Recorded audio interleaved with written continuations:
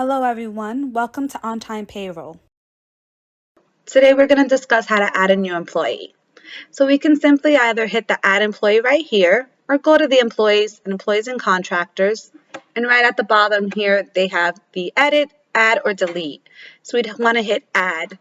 Now I did begin one just to make things a bit quicker for us. So we have to make sure that everything that has an asterisk is filled out. Selecting the department, location, division, all those things must be filled out. Contact information. It would be helpful to always have an email that allows us to set up pay stub access.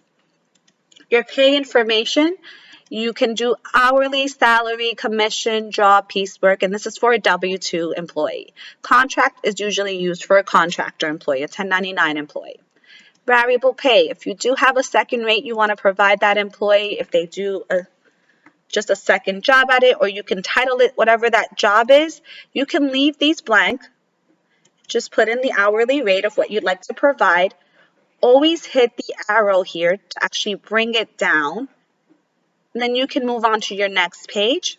And then here we will have our deductions. Anything that is medical, dental, 401k, taxable fringe benefits, and then of course your accruals at the bottom as well. So you can see vacation balances if you need to edit or change that.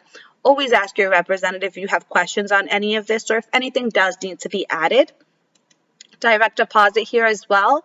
It's similar to the variable pay. You would put in here your routing number, the account number, and the bank name, what type of account it is, if it's a checking or a savings, the percentage that you'd like to pay, and of course you can do more than one account, so if you could put a fixed amount, also make sure that you would put the other fixed amount or the remainder for the secondary account if there is one. The percentage is important, and making sure that this active signal here is checked off. Once that is all completed, you'd hit the arrow down as well. Now in the withholding section, you can select, of course, the state, which most likely is going to be Massachusetts, or if it's a different state, we would make sure that we would add that there for you if you have different states and different employees.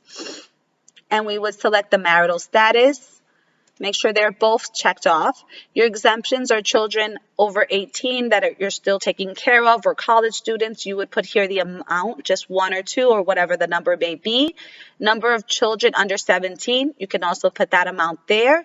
Anything else that you have a question on, we would suggest always reach out to your payroll representative, and we can edit this on our end and make sure that those taxes are done correctly. And once that's all completed, you would hit save. And at any point that you feel that you need to change it, make an edit, someone has moved, you can see here that you can just edit that as well at your own. The pay in full, you could give them a salary raise if that's the case. The variable pay, if you need to change it, you can also just hit this edit button here. And the direct deposit, as you see, it has all been set up correctly. Make sure that active is there and the percentage of the amount as well. Now, if you're going to do a contractor, it is very similar. We would hit the same add button here below, and everything else would need to be filled out as such as the prior one. The most important part is in the pay information. Instead of hourly, you would put contract. And then here you will get this little signal that tells you that they are in draw employee selected, and it will turn off all tax exempt settings. So you won't even need to get to the tax section, and everything else gets filled out the same. If you have deductions for them, if there is a direct deposit that is set up, all of that stays the same.